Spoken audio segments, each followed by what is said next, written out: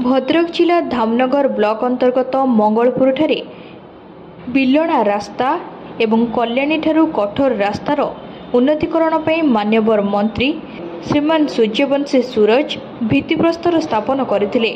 सेठारे समस्त दलीय प्रमुख कार्यकर्ता मानक सह उपस्थित होई मान्यवर मंत्री महोदय समस्त सदस्य मानकु शुभेच्छार वार्ता प्रेरण करथिले।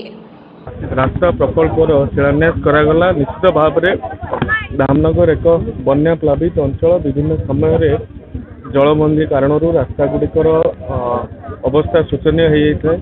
अति प्रमुख रास्ता गुड़िकर जेपरिक शहीद मंडप को संयोग करुवा शहीद मार्गर आज शिलान्यास करा सहित विभिन्न रास्ता गुड़िक दीर्घ दिन धरिकी जो कार्य हो पार नाला आज तार आम कल्याणी नसलापुर पर्यंत जो केनाल बंध रास्ता दुई कड़े दुईटी गाँव अच्छी कल्याणी गाँव अच्छी सेपटे आपणकर आउटे पंचायत गाँ गुड़ाक सब अच्छी से गाँ को गमनागमन करने कोठार को कनेक्ट करने यहाँ हूँ मुख्य रास्ता।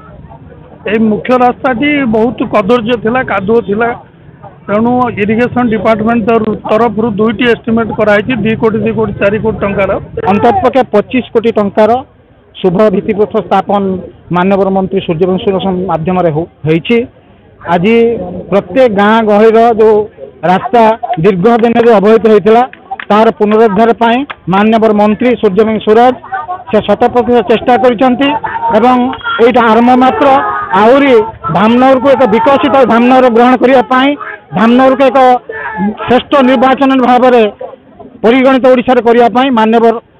भद्रक पुनील कुमार सामंत को रिपोर्ट तीर्थक्षेत्र लाइव।